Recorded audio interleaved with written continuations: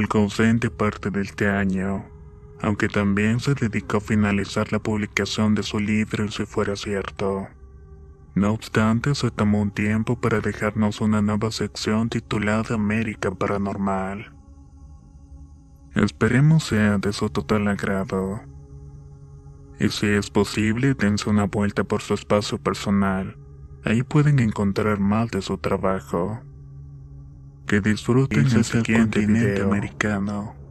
Anécdotas para relatos de horror. Escritas por avocados del Rincón Paranormal.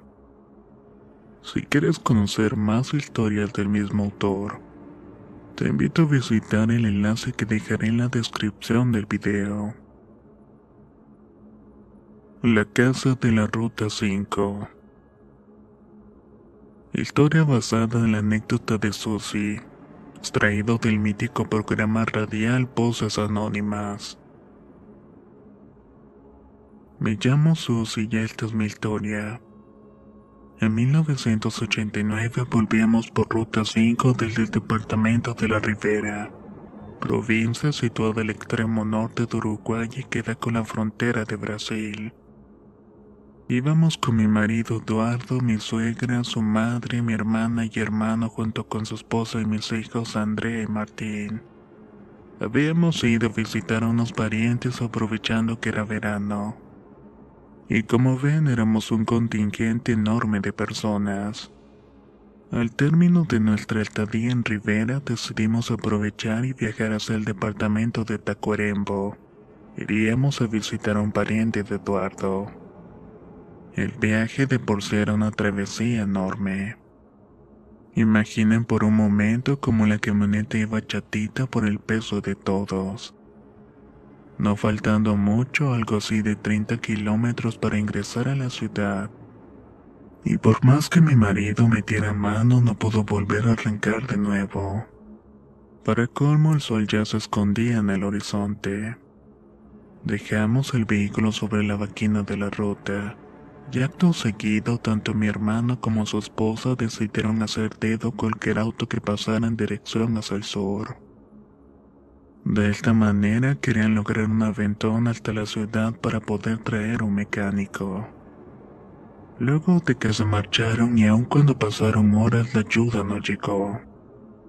Mi hijito Martín me pidió que lo acompañara hasta unos pastizales para así poder orinar. Es ahí que logro divisar una casa a la vera de la ruta, como unos 100 metros de distancia de nosotros. Les cuento sobre esto a mi marido y al ver que la oscuridad estaba encima de nosotros, decidimos ir hasta donde estaba el inmueble y solicitar ayuda. Más que nada para resguardarnos de la noche y proteger el vehículo. Llegamos y soy yo quien se acerca a tocar. Nos atiende una mujer anciana y dos varones, hijos de la misma, y estos últimos se quedaron parados detrás de su madre, justo en el umbral de la entrada de la casa. Luego de contar nuestra desafortunada situación, la vieja hace un gesto con el rostro y les dice: vayan a ayudar en lo que necesiten. Ambos muchachos cooperaron en la tarea de empujar la camioneta de mi marido. La mujer era de pocas palabras, solo se tenía a responder lo necesario sin más ni menos. Al instante nos invitó a pasar y nos pidió esperar un momento porque en breve estaría la cena. Era un guiso de arroz y agradecimos comimos con ella. La casa era impresionante, muebles antiguos pero impecables, una cocina enorme a leña comenzada. Sin embargo, algo me producía una sensación de intranquilidad, algo más allá del buen gesto de estas personas. Ambos jóvenes se mantenían siempre con la cabeza agachada sin levantar la mirada siquiera. Esto me extrañaba un poco. Tanto ellos como la mujer caminaban muy despacio como si estuvieran cansados. Es más, si se oían los pasos que hacían, el clima dentro de la casa era raro. Para colmo, la mujer cada tanto nos miraba extrañada. Las horas pasaron y mi hermano no regresaba con la ayuda. Alrededor de las 23 horas el cansancio hizo mecha a nosotros, especialmente los niños, mi suegra y mi madre. La dueña de la casa le comenta a mi marido que si queríamos pudiéramos quedarnos allí a pasar la noche. Ella poseía un cuarto de huéspedes donde podíamos alojarnos. Nos lo muestra y era una habitación amplia con 2 camas muy antiguas. Decidimos que mi marido y yo nos iríamos a dormir en la camioneta. La fatiga hizo lo suyo. Aun cuando tenía un poco de preocupación de que mis parientes e hijos se quedaran en la casa, me terminé durmiendo rápidamente. Alrededor de la 1 me despierto por un resplandor que me da el rostro de lleno. Era mi hermano que llegaba junto con la grúa. Le aviso de la buena nueva a Eduardo y al acto salgo para ir a buscar a los demás que estaban dentro de la casa. Me arribo a la entrada y comienzo a golpear con insistencia. Ahí me doy cuenta de que la puerta estaba con llave. La falta de respuesta fue acrecentando mi nerviosismo muy grande. Se acerca Eduardo y golpea de forma insistente. Comencé a angustiarme y a los gritos pedía que abrieran la puerta, pero no obtenía respuesta alguna. Dimos vuelta a la casa golpeando cada abertura con la intención de que la abrieran, pero solo había una oscuridad plena donde solo reinaba el silencio profundo. Gracias a Dios logramos dar con la habitación en que se habían quedado mis hijos. Luego de golpear con insistencia escuchamos las voces de mis nenes. El griterío no podía ser más confuso.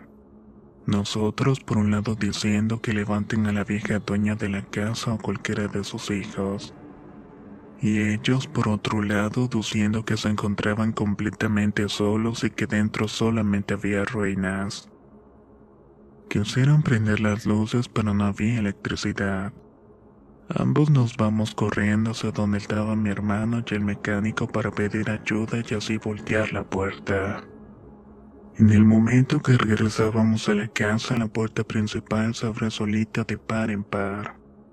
A los minutos salen mis hijos, mi suegra y mi madre. Nos abrazamos intensamente, recorremos la casa y lo que era un ambiente impecable ahora era totalmente deplorable. Baldosas flojas, telarañas y muebles rotos. Me impresionó el hecho de que al llegar a la cocina veo estupefacta que la olla en la cual comimos el guiso que preparó la vieja solo tenía tierra y algunos insectos muertos. El impacto que recibimos esa noche fue tremendo. Hubo mucho terror y miedo, así que salimos lo más rápido posible. Al día de hoy me sigo preguntando, ¿a quién habíamos dejado el cuidado de mis hijos aquella noche? ¿Qué fue lo que comimos? ¿Quiénes eran esas personas que nos atendieron? Creo que nunca vamos a saber qué historia encierra esa morada. No se sabe nada al respecto, y es difícil encontrar una explicación a esta anécdota. Esta es una historia sumamente extraña que supera por mucho los márgenes de nuestra imaginación. Una familia tipo fue trastocada a raíz de un evento paranormal con secuelas tan serias que por respeto a la promesa que hice con ellos, no daré la ubicación exacta para ser localizados. Estas personas hoy por hoy prefieren estar en la sombra del anonimato. Hay muchos involucrados que prefieren seguir manteniendo su silencio. Si me animo a hablar ahora es porque el pacto que tenía con mi amigo Rigoberto Vergara, el protagonista principal de esta historia, por fin se ha cumplido después de que murió hace unos años. Soy psicólogo de profesión, abocado posteriormente a la rama de la parapsicología. Vivo actualmente en Santiago de Chile, me llamo Andrés Barros. El expediente relativo a Rigoberto es un caso sin igual, inaudito y que jamás pensé llegar a estudiar. Él y yo somos originarios de la ciudad de Curicó, pero fue en la universidad donde enlazamos una amistad. Apenas ingresé me hice de un grupo de conocidos, con los cuales teníamos como hobby hacer picaditos o partidos de fútbol. Todo esto entre distintos compañeros de la facultad, siendo todos de la misma carrera. Y en uno de esos tantos equipos que enfrentamos me tocó jugar contra el conjunto de Rigoberto. Aclaro que cuando comencé mis estudios había elegido la profesión de ingeniería civil, la misma que mi amigo. Con el tiempo y los reiterados partidos me fui haciendo mucha chicado a todos, especialmente con Rigoberto. A él le faltaba poco tiempo para recibirse. Él estaba en su cuarto año de carrera. Luego de que mi amigo se egresó, perdimos el contacto. Imaginen un momento nuestra etapa. Fue alrededor de la década de los 40. No se contaba con muchos medios de comunicación como ahora, por lo cual se tornó muy difícil mantener información respecto al otro. Además, apenas contrajo nupcias se marchó a otra ciudad a trabajar. Sin embargo, por esas casualidades de la vida, luego de muchos años de por medio me lo vuelvo a encontrar en un bar. Vale recalcar y posteriormente sabrán, este hombre tenía una costumbre muy arraigada, la cual era ir a merendar por la tarde a este bar. No había un solo día que se ausentara del local. El tan llegado mío se radicó en la ciudad de Iquique. Para ese momento trabajaba como ingeniero en una minera. Yo estaba de visita en dicha ciudad por un trabajo que se realizaba en la misma. Durante 2 años debería ir cada 3 meses a esta localidad para tratar una investigación muy importante. Un trabajo de campo sobre un experimento de índole social. Fue bonito vernos después de tanto tiempo. Nos pusimos a recordar glorias pasadas de cuando éramos jóvenes. Mi amigo me comentó que se había casado apenas egresó y tuvo 2 hijas mujeres. Una de 25 años llamada Ana y otra de 23 de nombre Micaela. Y se quedó con las ganas de tener un hijo futbolista. Un encuentro muy grato para los dos. Rigoberto me invitó a su casa para conocer a su familia y con mucho gusto acepté. Fue así que logré entrar en su círculo íntimo, ayudado por las continuas visitas que le haría posteriormente. Por aquel entonces no sabía que este primer encuentro fortuito sería el inicio de algo a gran magnitud. Rigoberto, con más de 25 años de trabajo, se convirtió en un avisado profesional.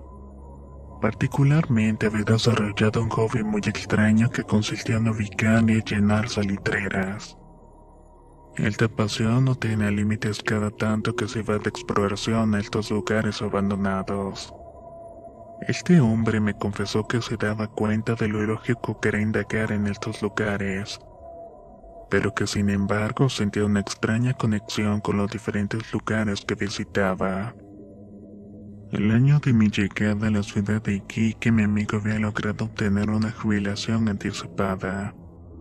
Nuevamente por demandas laborales arriba a su localidad. Esta vez mi grupo de investigaciones indagamos un poco del tema de la parapsicología, específicamente con el estudio de las energías residuales de los núcleos habitacionales. Es así que vamos a una salitrera abandonada y me encuentro a Rigoberto vagando en medio de las ruinas. Al preguntarle qué hace allí me respondió, es hermoso, ¿no? Cada elemento tiene una conexión con el pasado.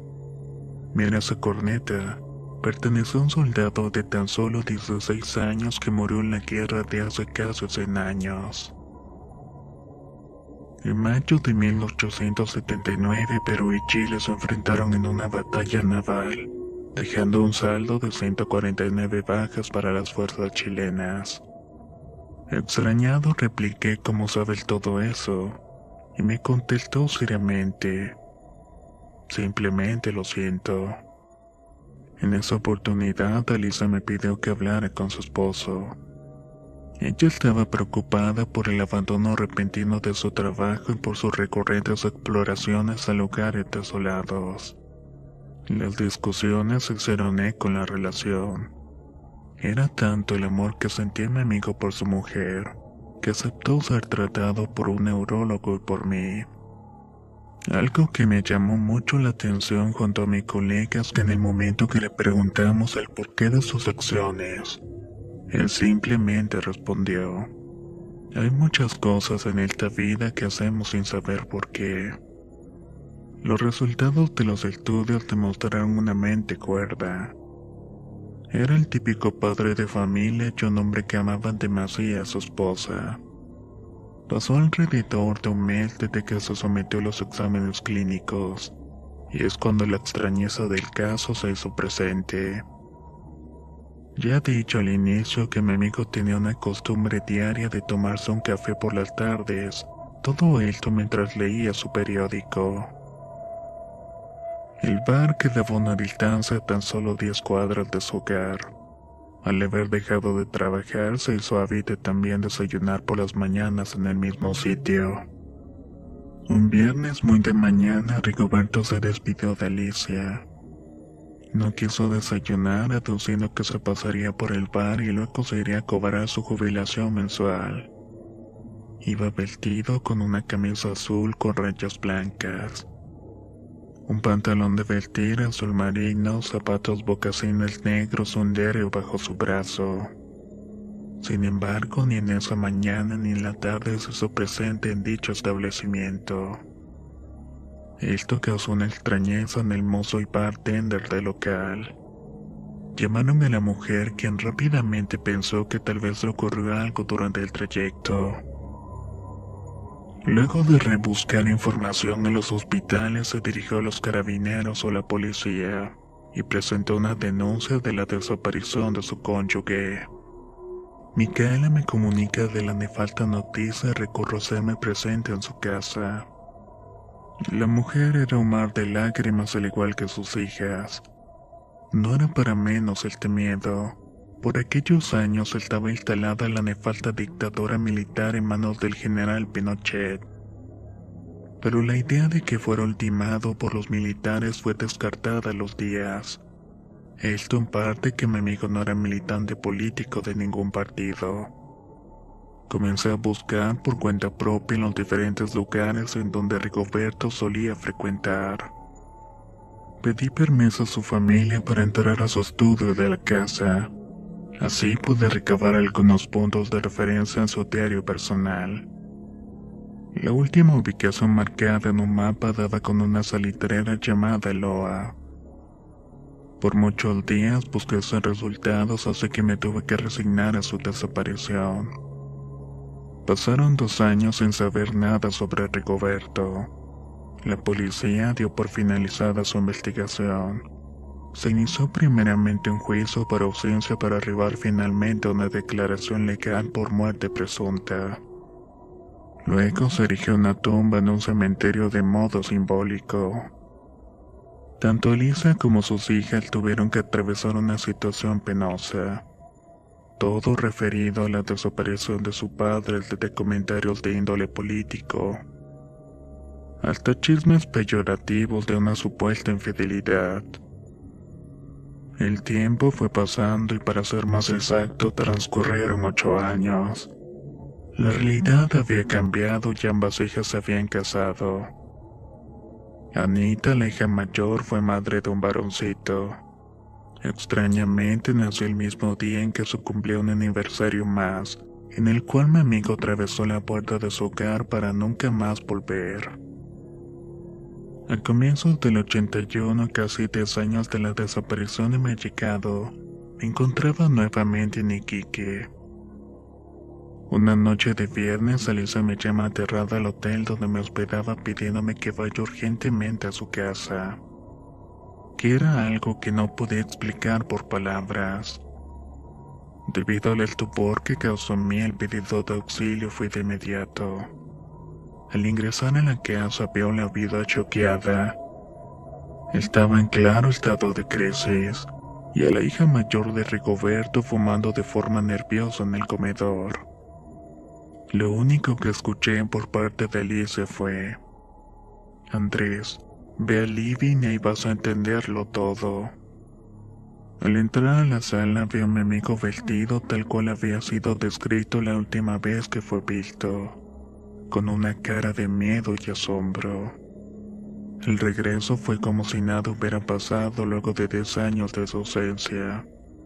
Mi amigo insistía en que había salido por la mañana y que era imposible que haya pasado tanto tiempo. El diario que tenía consigo era el mismo fechado tiempo atrás. No había envejecido y se mantenía igual como yo lo recordaba. No tenía ni siquiera una cana. Se largó a llorar de manera desconsolada pensando que era una pesadilla. Yo preguntaba si no recordaba nada y él solo decía que estuvo en la salitrera hasta las 18 horas. Luego se volvió a la ciudad para tomar su café en el bar. Rigoberto estaba asustado por la situación. Con el paso de los días y aún sin poder dilucidar la extrañeza de lo ocurrido, le planteé la idea de realizar una hipnosis regresiva, para que de esta forma el subconsciente diera luces acerca de su paradero. Aceptó, pero solo con una condición de que no platicara de ella hasta después de su muerte. Lamentablemente nunca la pude llevar a cabo. A los días, por la presión y el miedo a saber en dónde estuvo, hizo que declinara la sesión. Esto me recuerda a una famosa frase de Nietzsche: ¿qué dosis de verdad puede el hombre afrontar? Rigoberto entró en crisis y solo quería recuperar el tiempo perdido. Se recluyó primeramente evitando todo contacto con personas que deseaban saber su historia. A los meses, por la conmoción generada, decidió mudarse con su familia a otra localidad. De esta manera, para evitar la intromisión de ciertas personas en su vida. Comprendí que debía resignarme. Encontré varias similitudes de este caso con otro sucedido en Chile. El mentado expediente del Cabo Valdés, un soldado que desaparece frente a la mirada atónita de su comandante en el monte. Un hombre que desapareció 15 minutos en nuestra línea temporal, pero en cuyo reloj el tiempo que avanzó fue relativo a 15 horas. Creo que de haberse sometido a la hipnosis hubiera causado una conmoción a nivel internacional. Se me pregunta la razón de tan poca notoriedad del suceso.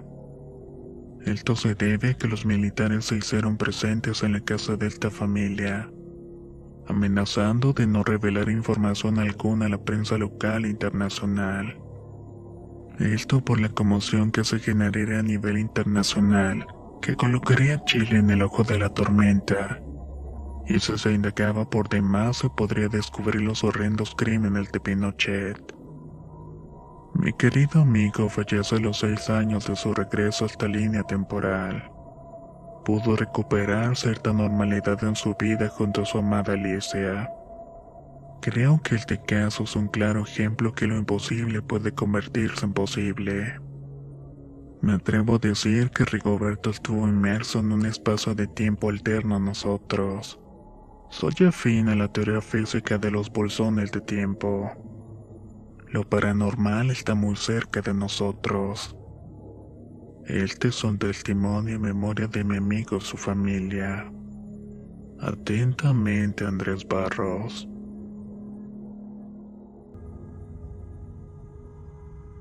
Me llamo Facundo y a partir del 2013 junto a 3 amigos más organizábamos un viaje de pesca en Ceibas, localidad ubicada en Entre Ríos.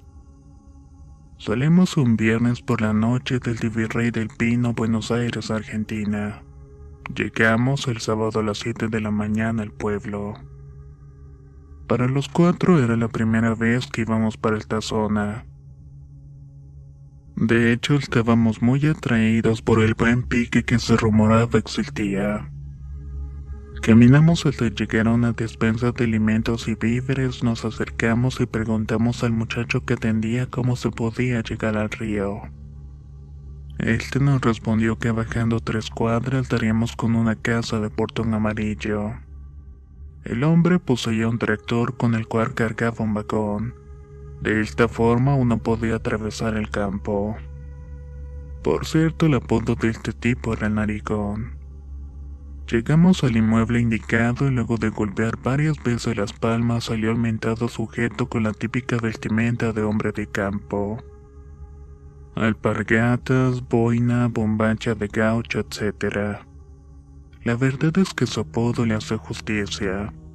Nos explicó que el viaje salía a 200 pesos por cabeza.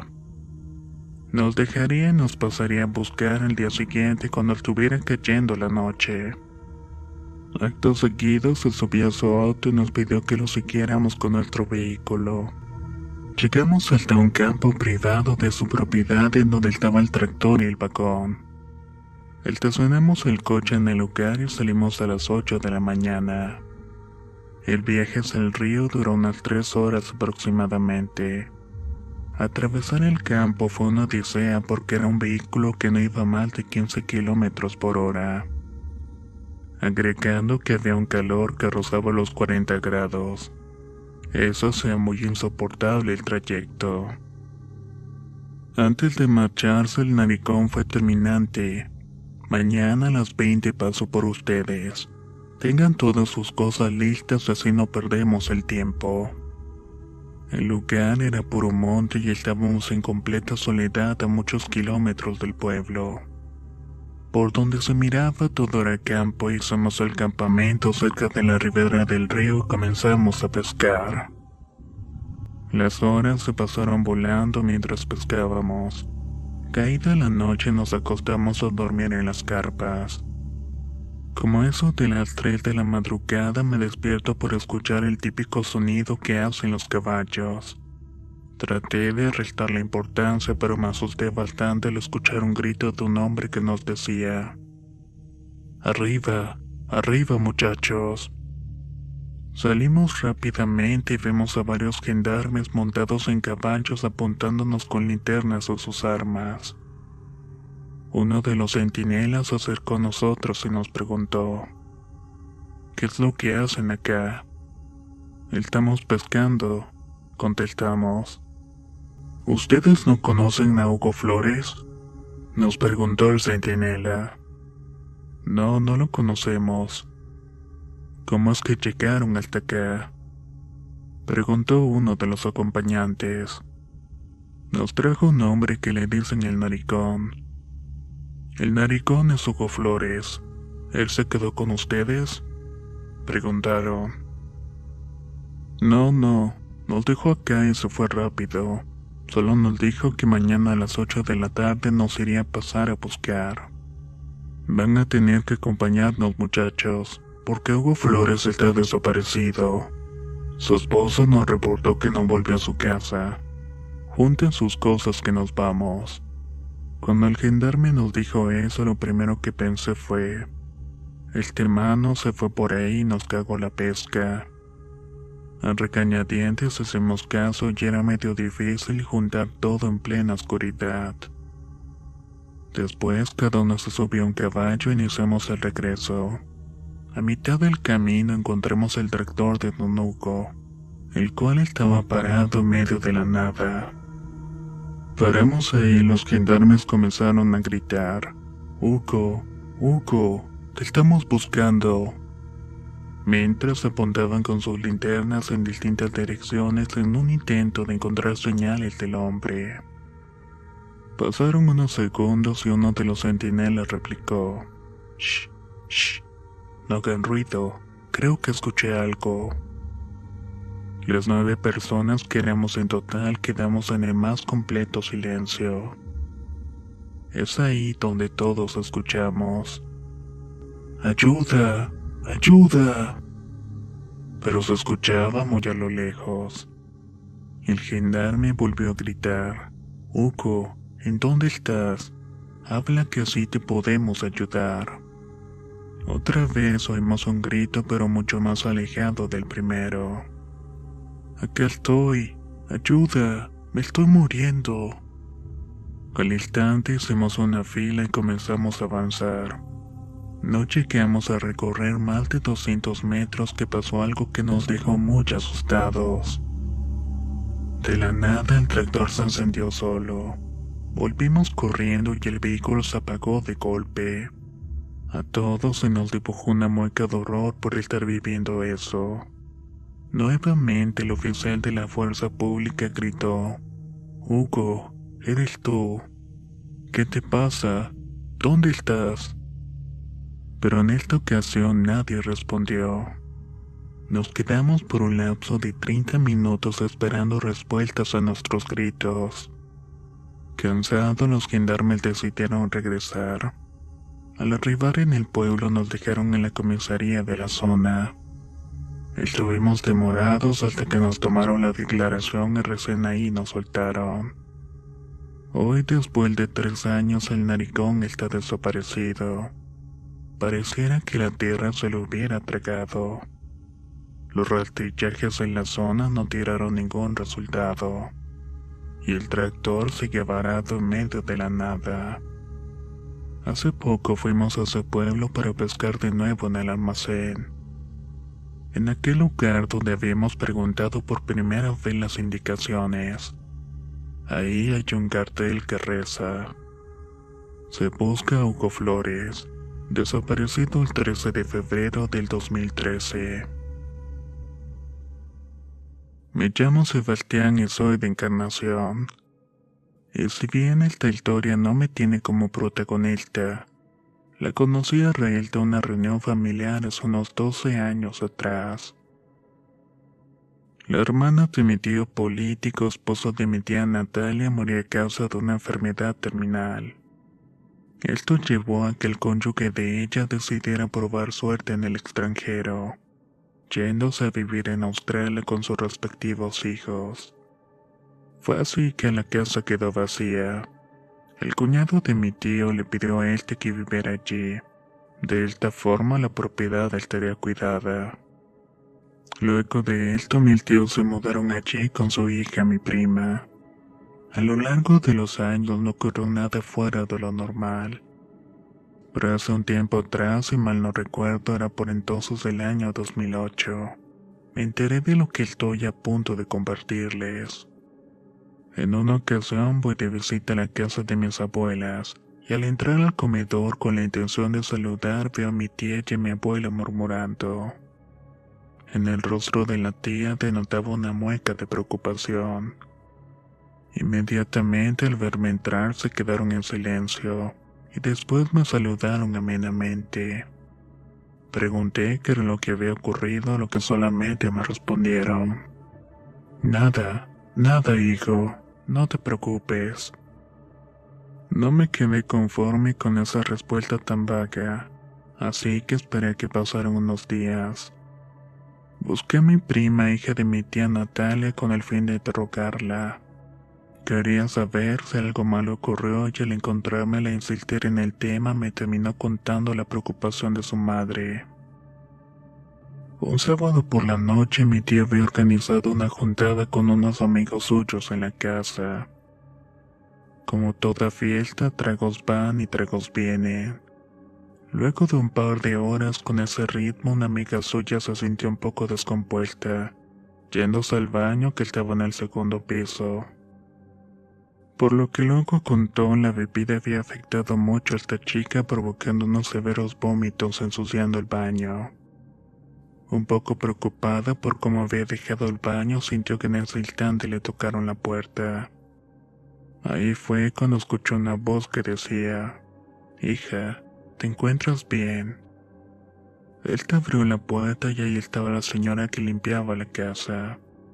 Procedieron a limpiar, no expresando ni una sola palabra, pero esta mujer solamente le sonreía. La amiga de mi tía, luego de terminar, le agradece, a lo cual la señora responde: «Decirle a Nati que me lleve flores, por favor». Luego, al bajar al primer piso, se da el siguiente diálogo entre la tía y su amiga: «Nati, discúlpame, pero me sentí mal y ensucié tu baño». Pero la señora que limpia es bastante buena, limpió todo en un ratito. Sí, ella es muy buena, responde mi tía, pero solo viene de lunes a viernes. La reunión fue un sábado de noche y confundida por la situación preguntaba cómo era aquella mujer. Su amiga, sin entender nada, le terminó diciendo los rasgos físicos de la señora, a lo cual se dio cuenta que se trataba de la difunta cuñada. No quiso decir nada para no asustar y quebrar el ambiente de la fiesta. Después de un tiempo, gracias a unos ahorros que tenía, lograron comprar un terreno y edificar. Por casualidad, su nuevo inmueble estaba al frente de su anterior hogar. Sé que en la actualidad ocurrieron un par de apariciones más del espíritu de esta mujer. La verdad me desconcierta el porqué de sus apariciones. ¿Será acaso que está penando? Doctora Ruth Skius. Me llamo Ruth y deseo compartir mi testimonio, pero antes de iniciar les hago una pregunta. ¿Qué implica la noción de lo normal? Les diré que por mucho tiempo estuve trabajando fuera de Colombia. Luego de varios años en el extranjero, en Argentina para ser precisa, decidí por fin regresar a mi país. Trataba más que nada de recuperar los años perdidos con mis parientes. Mi hermana Hilda y su esposo Álvaro por aquel entonces andaban en búsqueda de un departamento. Al hablar con ellos decidimos comprar una a medias entre los tres. Transcurrieron 2 meses de búsqueda hasta que dimos con un piso de 3 ambiente muy amplio, el cual estaba a un precio razonable con una excelente ubicación en el centro de Bogotá. Realizamos el contrato de compraventa y rápidamente nos mudamos, aún en contra de la voluntad de mi hermana, que me decía que aquel inmueble le daba mala espina. Ya no éramos 3 sino 4. Me compré para aquel entonces una perrita Fox Terrier inglés, esto para que me hiciera un poco de compañía. Las primeras noches fueron normales, pero en la quinta, mientras estaba charlando con mi cuñado en el living, mi hermana gritó desesperada. Rápidamente con Álvaro fuimos hasta el dormitorio y la vemos llorando desconsoladamente. Nos comenta que mientras leía un libro, la televisión del cuarto se prendió por sí sola. Mi hermana siempre ha sido una mujer miedosa. Con su marido quisimos restar importancia al asunto, aduciendo que simplemente podría tratarse de un error. Que quizás ella, sin darse cuenta, presionó el control con su cuerpo. El asunto terminó ahí, como los tres trabajábamos y queríamos evitar el desgaste de los quehaceres domésticos, decidimos buscar una empleada. A los 2 meses de estar viviendo en el departamento, contratamos a una mujer allegada a mi familia, Ana María, una mujer a quien conocíamos hace más de 25 años para que se encargara del mantenimiento del inmueble. En su momento ella estuvo a cargo de nuestra crianza. Era una persona de mucha confianza en nuestro círculo íntimo. Esta mujer hace poco se había separado del marido, luego de casi de 30 años de matrimonio. El hombre la había abandonado para irse con otra. Anita comenzó inmediatamente con sus labores, pero al poco tiempo se desencadenó un viaje que nos llevó a lo inimaginable. Un martes al mediodía, al regresar a mi casa, veo a esta mujer con mi perra en brazos llorando fuera del departamento. Al serenarse un poco me relata lo siguiente. Estaba limpiando los muebles del comedor y de forma imprevista siento un grito fuerte en mi oído. Al darme vuelta veo a 3 hombres parados a un poco más de 1 metro de distancia. Quedé estupefacta al mirar cómo desaparecían frente a mis ojos. La abracé tratando de calmarla y sugerí entrar a tomar un vaso de agua y apaciguar sus nervios. Ingresamos y ambas quedamos sorprendidas. Habíamos colocado en una mesa una cruz maciza de plata y esta se encontraba invertida. Anita me juraba que ella no había sido. Ella nunca se atrevería a blasfemar de esa forma a Dios. En ese instante mi perrita comenzó a llorar de forma atroz e inmediatamente se prende el equipo musical a todo volumen. Fue cuando escuchamos una estática mezclada con voces muy graves. Corrimos despavoridas y no quisimos entrar nuevamente hasta que vinieron mi hermana y Álvaro. Al contar sobre esto, Nilda lanzó una mirada de pánico total. Solamente mi cuñado se rehusaba a creer. A la mañana siguiente, mientras desayunábamos, mi hermana me comenta que la noche anterior golpearon por muchas horas las paredes y puertas de su cuarto. Álvaro contó que decidido a saber qué era, salió al comedor y ahí se encuentra subida sobre un mueble de gran altura mi perra. Se encontraba aullando de forma leve. Mientras yo dormitaba en la madrugada, escuché ruidos, pero no le llevé al punto pensando que eran posiblemente una discusión de pareja. Nos quedamos mirándonos entre todos. Mi hermana aseguraba que algo estaba dentro de la casa. Mi cuñado se estaba convenciendo de esto, y yo también había sufrido en carne propia un hecho sobrenatural el día anterior. Anita solo nos escuchaba hablar mientras nos servía el desayuno. El miedo se fue gestando en mí y me daba terror incluso ir a hacer mis necesidades al baño.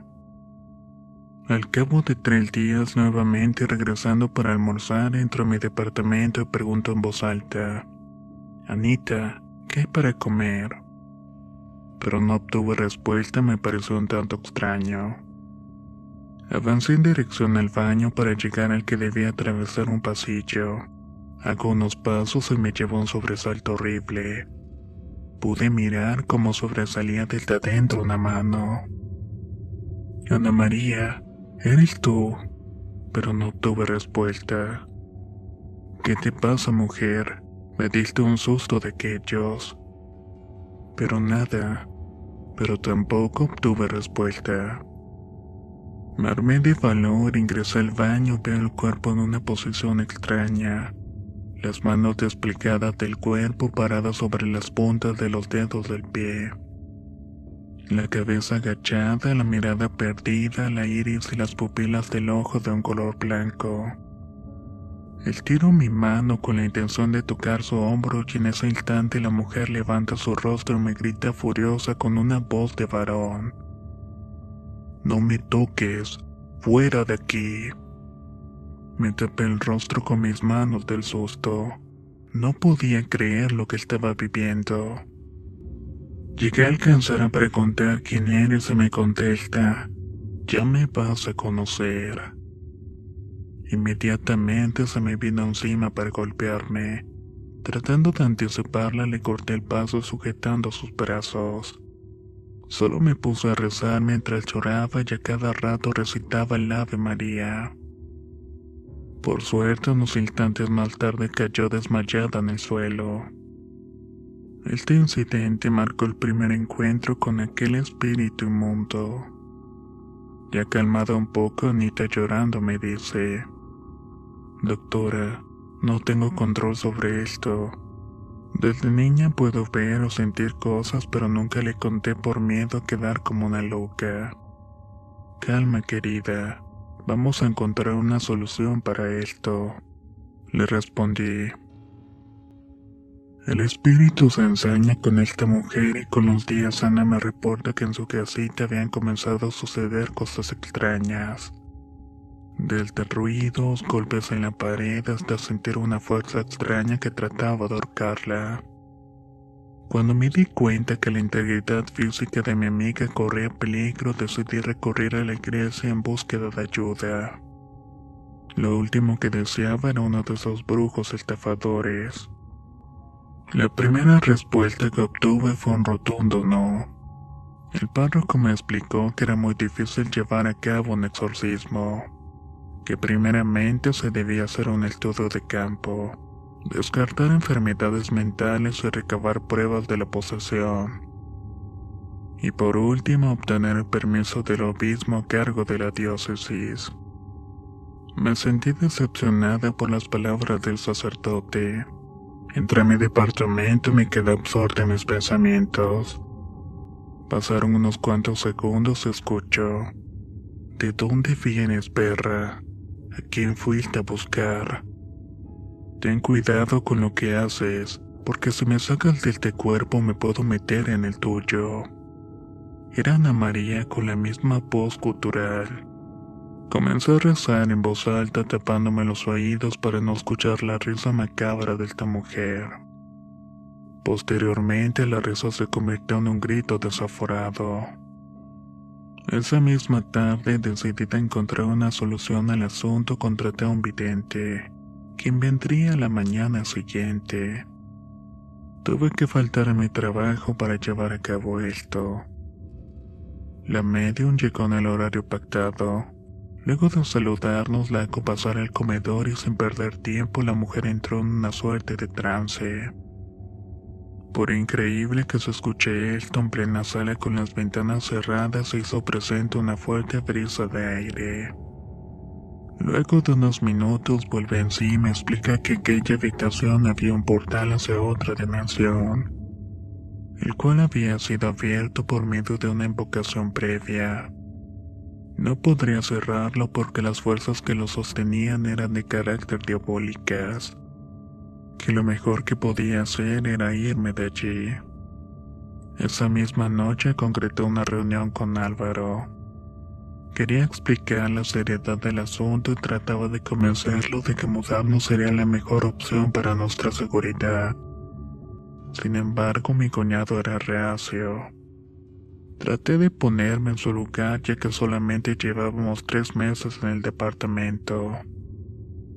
Me pidió que no contase nada a Nilda para evitar que se pusiera mal.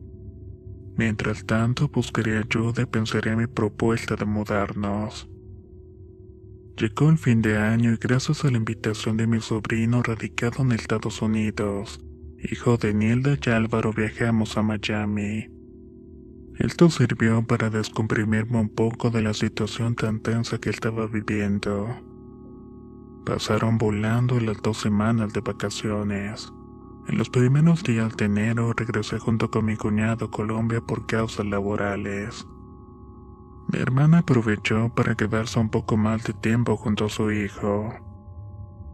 Al día siguiente de nuestra llegada, arriba Ana María cumplió sus labores en nuestra casa. Mientras me ayudaba a desempacar la ropa de mis maletas, iniciamos una conversación banal. «¿Qué tal sus vacaciones, doctora?», preguntó. «Muy lindas, Anita. ¿Y las tuyas qué tal?», contesté. «Normal, pero eso sí, muy moviditas. El portero, aprovechando de que ustedes se fueron de viaje, hizo entrar unas fulanas al departamento para hacer una orgía». «Mujer, ¿qué dices? ¿Cómo sabes tú eso?», exclamé sorprendida. «Simple, porque yo estuve aquí también». Levanto la mirada y allí estaba parada Ana María con el rostro contorsionado. Se me abalanzó con la intención de golpearme y en ese instante me dijo: «Te extrañé, pero tenía que cuidar la casa». Grité pidiendo ayuda a mi cuñado y cuando él entró en mi dormitorio todo el escepticismo de aquel hombre se desvaneció por completo. Por fin creería que todo lo que alguna vez comenté era cierto. Ana tenía los ojos completamente negros y hablaba con una voz gutural horrible. Esto marcó el inicio de una búsqueda implacable. Trajimos chamanes, brujos, manos santos, etc. Todo con el fin de lograr traer paz a nuestro hogar.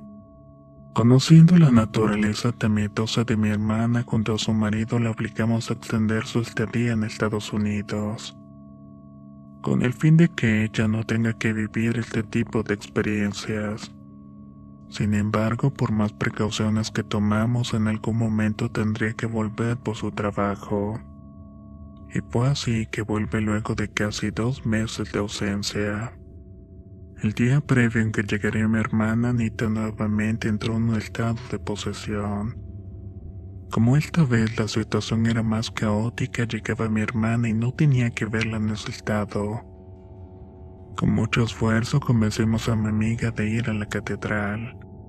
Para su mala suerte, Nilda adelanta el viaje de regreso por un día, y con la desgracia para colmo de arribar en un horario que ambos, tanto su marido como yo, nos encontrábamos en la iglesia con Ana María.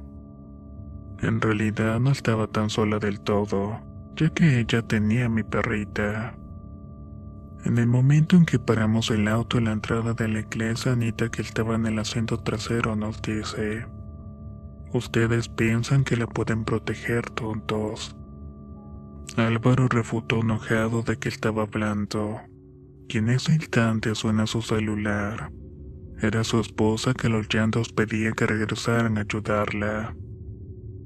El mal nos estaba atacando desde varios frentes ahora. Decidimos volver inmediatamente para calmar a mi hermana. Esta última se encontraba con un ataque de nervios en la vereda del edificio. Al vernos nos cuenta que al entrar al departamento se sintió invadida. Aun cuando no veía a nadie, percibía que había varias presencias. En el momento que va hasta el refrigerador para tomarse un poco de jugo, le tiran del cabello y la empujan, logrando que cayera en el piso. La perrita se encontraba aullando a su lado. Decidimos sincerarnos y contamos toda la verdad. Mi hermana decide sacar una licencia e irse con su hijo. Solo volverá una vez que hayamos solucionado el problema del departamento. Sentía que me hundía en lodo. No encontraba solución y todas las alternativas se fueron acabando. Pero por casualidad él tomó conocimiento de un sacerdote avisado en la demonología llamado André el Tirado, especialista en casos de liberación difíciles. Con esta poca información fui a buscarlo y di con él de cura. Tuve que esperar varias horas para que me atendiera. Dado los caracteres de mi relato, el padre pidió concretar una visita a mi departamento lo antes posible. A los pocos días vino este sacerdote y apenas ingresó al inmueble nos dijo: "Hay muchos espíritus aquí, pero también hay algo peor. También hay un demonio". Comenzó a recorrer los ambientes uno por uno y al llegar a la cocina se le da su paso a Ana María y le dice: "¿Qué quieres acá, payaso? ¿Vienes a enfrentarme?". Acto seguido, Anita corrió con la intención de golpear al cura. Si no fuera por Álvaro que la contuvo, lo hubiese concretado sin dudas. El padre comenzó a orar mientras mi cuñado y yo sujetábamos con fuerza a esta mujer. Alrededor de media hora más tarde, Ana volvió en sí. No recordaba nada de lo que había ocurrido previamente. Ya todos reunidos, el cura nos explica que en el caso de mi amiga habían varios espíritus reunidos. Llevar un exorcismo adelante es muy relativo con el tiempo. Puede durar días, semanas, meses o años dependiendo del caso. Luego de obtener el permiso iniciamos con el rito. Cada uno de estos encuentros iba dilucidando la historia oculta del inmueble.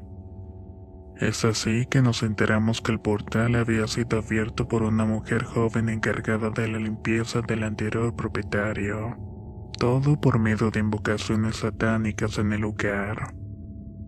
Esta muchacha se había enamorado de su patrón y ese enamoramiento con el tiempo se convirtió en una obsesión malsana. Este hombre se rehusó a aceptarla y al final fue objeto de una brujería muy fuerte, logrando incluso acabar con su vida. El cuerpo estuvo 4 días hasta que la policía, alertada por el olor nauseabundo, dio con él. La autopsia reveló que la muerte se debía por un infarto. El padre pidió que las 9 sesiones se llevaran a cabo en medio del monte. Esto se debe a que aquí sería un recambio de energías. Se estaría en contacto con la naturaleza y demás creaciones de Dios. Se fue prolongando y el demonio se negaba a decir su nombre. El padre insistía con las oraciones de expulsión. La última sesión fue tremenda. El demonio explicó que el amante del marido de Ana la había convocado para ocasionar la ruina de la misma. Si a este conjuro le sumamos las circunstancias de mi departamento y la sensibilidad de esta mujer para ver cosas, era la combinación perfecta para este desenlace. El padre advirtió a la mujer que no volviera a nuestro departamento por un tiempo. Este sacerdote vino en reiteradas ocasiones a nuestro inmueble para lograr la purga de nuestro hogar. Sin embargo, me fue sincero al decir que ese portal abierto no se ha podido cerrar. Lo mejor sería marcharse. Entré en una suerte de obsesión querer estar allí, limpiarlo y poder vivir tranquila, aun cuando Álvaro me clamaba que nos marcháramos. Pasaron varios días. Al volver del trabajo entro al comedor y me encuentro nuevamente con la cruz de plata colocada de forma invertida. Me agarró un escalofrío tremendo, pero me enfurecí. Esto no me asustaría. Esa misma noche me despierto con ganas de ir al baño. Al abrir la puerta me doy cuenta con ese pequeño habitáculo que se estaba incendiando. Llamo los gritos de mi cuñado y él al llegar puso un rostro de seriedad total. Con la ayuda del portero pudimos controlar el fuego. Pero estaba claro que no podíamos estar otro día más en ese sitio. No había duda que de quedarnos aquel espíritu maligno nos mataría. Fue así que resignados huimos del apartamento y buscamos otro lugar en donde vivir. De Miquel Castelo. Me llamo Miquel Castelo y soy de Perú, más precisamente de la región La Libertad. Vivo en la ciudad cabecera de este departamento conocido como Trujillo. Actualmente, para el mes de diciembre se lleva a cabo en la ciudad de Otusco, núcleo habitacional a unos 75 kilómetros de Trujillo, una importante fiesta católica en honor a la Virgen de las Puertas. Una fecha que mueve a muchos fieles por medio de una peregrinación masiva desde distintas partes de mi país. En 2012, mi hermano y un grupo de amigos ya habían adoptado a realizar este tipo de caminata desde hacía varios años. Mi hermano por aquel entonces me invita a ir junto a él y sus amigos a Tusco. Muy alegre acepté de primera gana. Sería la primera vez que peregrinaría y con el plus de estar acompañado de un grupo de jóvenes muy compinches entre sí. Partimos a las 10 de la noche y a buen paso estaremos llegando a la ciudad vecina como unas 16 horas de caminata. La mayoría de la gente iba en pequeños grupos charlando, tomando algo. El trayecto implica atravesar la zona norte de Trujillo, donde se ubican las sierras y es un lugar frondoso con muchos árboles y monte. Un muchacho del grupo se de guía. Sin embargo, no sé en qué momento fue que nos perdimos. Dejamos de ver a los demás grupos de gente hasta quedarnos completamente solos. Para tratar de calmarnos, el joven quiso remediar la situación indicando que él conocía un sendero para volver a la vía principal. Fue un grave error haberle hecho caso porque nos adentramos aún más en un terreno desconocido. Subimos 2 pequeños montículos de tierra y todo era una total oscuridad. Recuerdo que me moría de miedo y solo se apreciaba la vegetación reinante. Había un silencio profundo que era interrumpido por el ruido de los insectos. Seguimos caminando hasta llegar a un cementerio clandestino. Digo esto porque la gente de antaño sabía enterrar a sus difuntos en necrópolis, aunque eran improvisadas por ellos mismos en medio de las sierras. Era un cementerio viejísimo. Lo único que lo delimitaba era una valla de acero oxidado. Entre todos, rápidamente al ver eso decidimos regresar a paso veloz. Caminamos alrededor de media hora. Un poco ofuscados tratábamos de encontrar el sendero de vuelta. De pronto, desde un árbol se bajó una persona de estatura baja. Era algo extraña con ropa andrajosa y un sombrero de ala ancha. Este mismo nos impedía ver el rostro de aquella persona. Se nos acercó y nos preguntó si estábamos perdidos. Le respondimos que sí, que estábamos buscando el camino de vuelta. Este hombre inmediatamente replicó: «Yo los puedo ayudar. Sígame».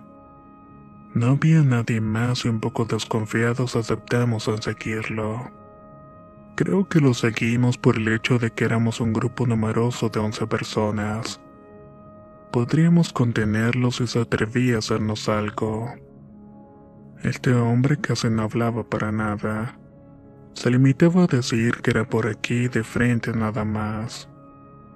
Habremos caminado unos 40 minutos y llegamos a una línea de árboles que obstruían el paso.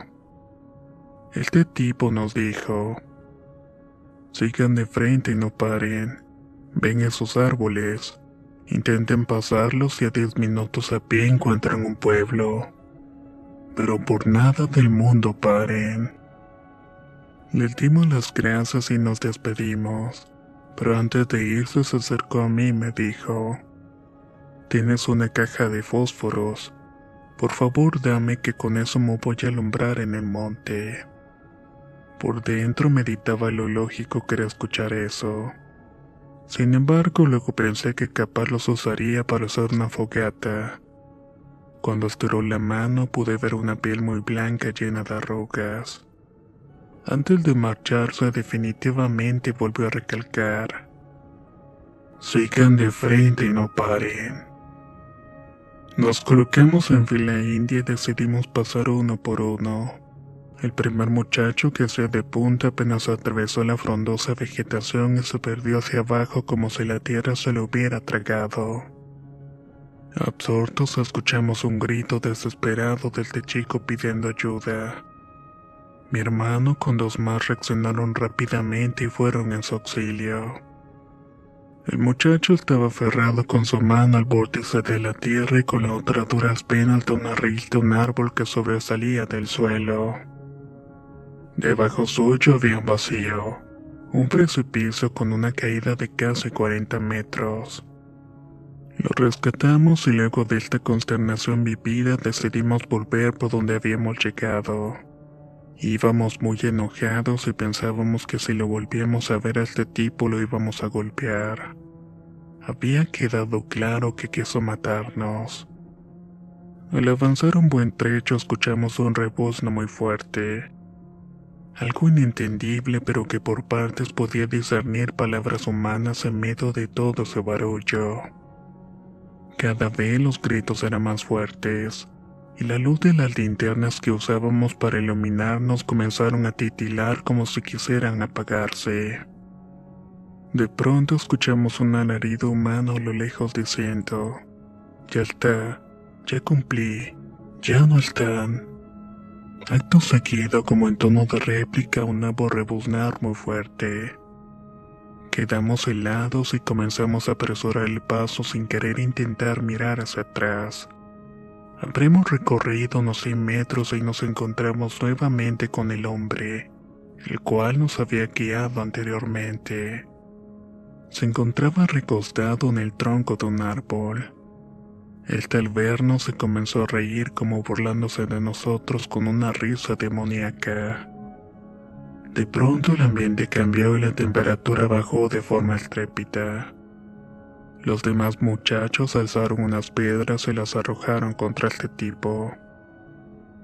Luego de unos segundos, este último saltó desde el árbol al suelo y nos habló. «¿Por qué me hacen esto? Si soy una buena persona. Solamente quise ayudarlos. No soy malo. Soy bueno. Sígame». Uno de los varones a los gritos le dijo: «Quisiste matarnos, malparido». A lo que el hombre volvió a insistir: «Yo soy bueno, no soy malo. Vamos, yo los voy a sacar de aquí. Sígame. Recuerdo que se puso delante de nosotros. Sin embargo, más allá de sus intentos, no lo seguimos. Hicimos como 5 pasos y al darnos la vuelta no lo vimos más. Solo se escuchaba una carcajada diabólica a lo lejos. Corrimos desesperados tratando de salir de allí y pasaron 2 horas hasta que dimos con una casa. Cuando pedimos ayuda nos atendió una señora muy amablemente. Cuando escuchó nuestra historia ella nos comentó que lo que vimos era el duende, que es común verlo recorrer esos parajes y que muchas veces busca víctimas para sacrificarlas. Por suerte pudimos volver a la senda, pero lo vivido me sigue haciendo ruido en la cabeza. Yo por mi parte no creo que haya sido un duende, sino algo más como un espectro demoníaco. Él. Hace un año estuve viviendo en Bolivia por asuntos futbolísticos. Después de mudarme varias veces pude encontrar un departamento a una cuadra de la plaza principal. Algo imposible por la ubicación y el precio que pedían por el alquiler. Cuando llegué me vi con una casa antigua y enorme.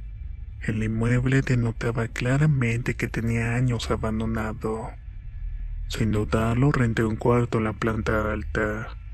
Abajo funcionaba una farmacia que pertenecía a la doctora Adela. Con el transcurso de los días llegamos a tener una hermosa relación de amistad con la mujer. Al mes de las primeras conversaciones con ella en confianza algo comenzó a llamarme la atención.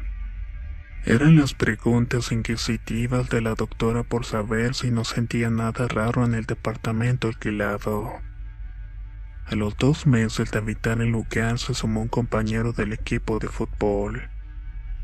Con el ingreso del muchacho se dispararon los eventos extraños en la casa. Johan, el nombre del juvenil, a menudo comentaba que no se sentía tranquilo y que no dormía bien.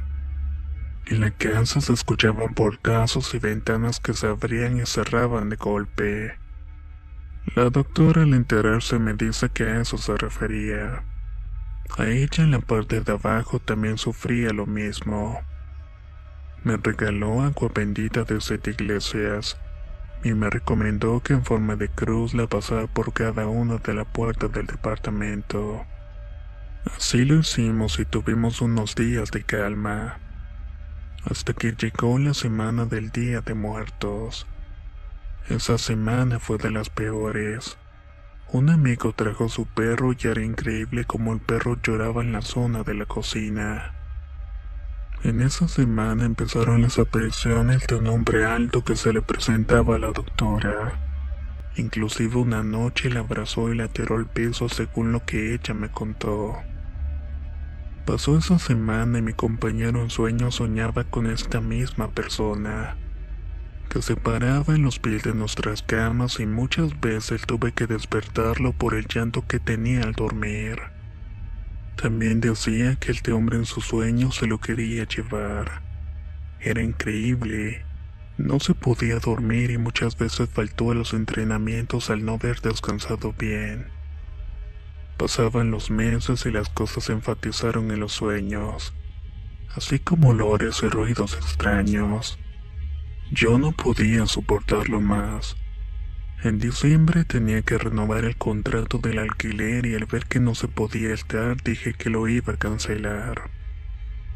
2 días antes de que nos fuéramos, conversando con Johan, dije en voz alta: por fin nos vamos de una maldita vez de esta casa. Y en ese segundo vimos como un hombre alto vestido de negro pasaba del salón a la cocina caminando. Asustados bajamos a la calle y no quisimos dormir en la casa esa noche. Volvimos al día siguiente por la mañana a recoger nuestras pertenencias. Una de las cosas que más me dolió fue despedirme de la doctora. Decía que la estábamos dejando sola ya que con nosotros se sentía acompañada. Prometimos pasarla a visitar seguido, conseguí un nuevo departamento y viajé a Tucumán a ver a mi novia. Fue ahí que me enteré de la mala noticia. Todos mis amigos me buscaban y fue para decirme que habían asesinado a la doctora. Al volver la noticia me indagó. Sucedió 5 días después de que me fuera de allí. La habían degollado y no había señales de nada. Les conté lo vivido porque yo me había ido del departamento. Muchas cosas tomaron otro sentido al escuchar a la policía. Y en parte me sentí culpable por no poder ayudarla. Es una de las pocas veces que cuento esto, y traté de resumir los 6 meses que viví en ese sitio. Como dato curioso, en el cuerpo de la doctora encontraron huellas dactilares de un hombre. Resultaban que eran del antiguo propietario de la casa que llevaba muerto más de 30 años. Este tipo se había ido por la vía fácil en la cocina del inmueble. Supongo que esa cosa nunca estuvo conforme con los extraños que deseaban vivir en su morada. Soy de España y esta es mi anécdota. Tengo un hotel rural que es una casa antigua de aspecto señorial del siglo XVI. Fue construida sobre los restos de una fortaleza árabe. El caserón fue restaurado por mi familia con intención de hacer del mismo un alojamiento con habitaciones independientes. Como hotel, la mayor de las piezas tiene capacidad para 6 personas. Cabe aclarar que dicho lugar tenía una atmósfera rara. Fueron muchas las ocasiones que me sentí observado, y de ver por el rabillo de mis ojos alguna que otra sombra. Como así también la sensación de miedo que se generaba en uno al caer la noche. Era tanta la presión de inquietud que daban ganas de salir corriendo del hotel. Hace 2 años, en pleno invierno, todo cambió para bien. Llegó a mi hotel un grupo de personas. Todos parecían normales excepto por una chica que siempre tenía la mirada perdida.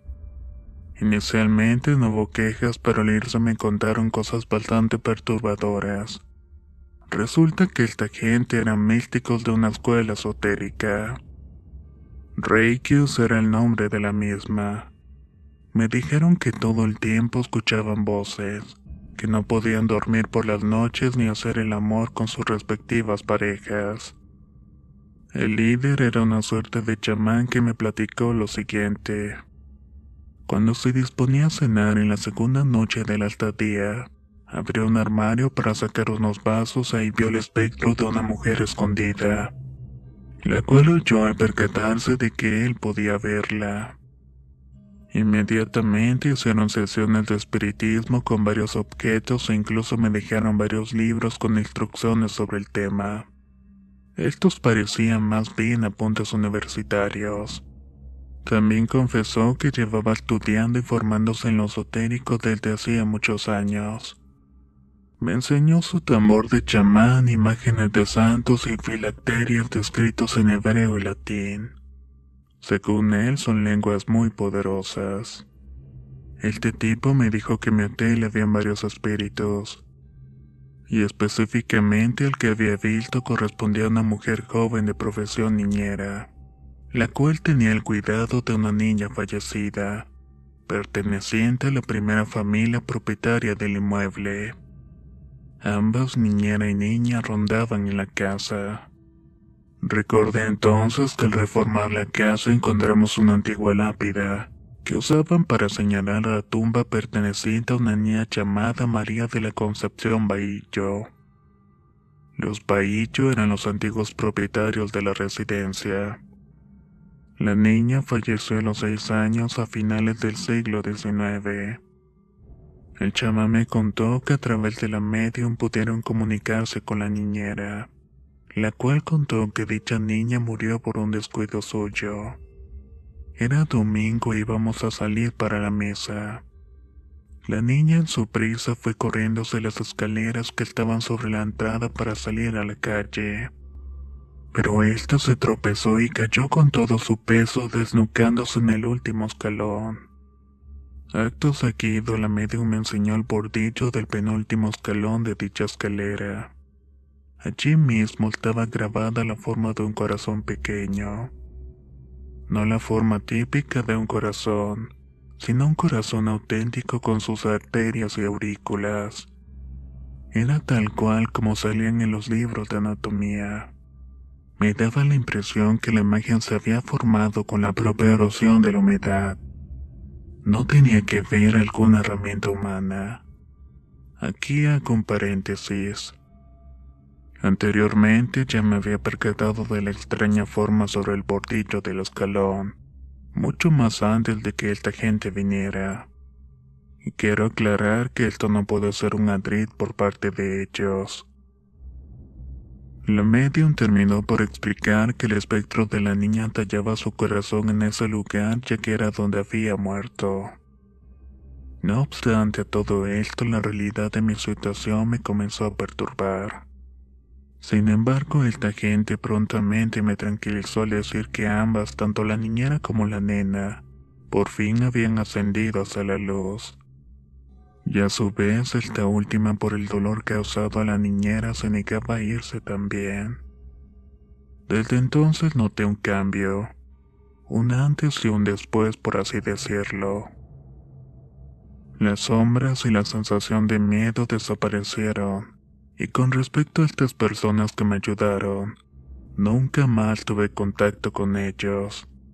Solamente sé que eran originarios de Valencia.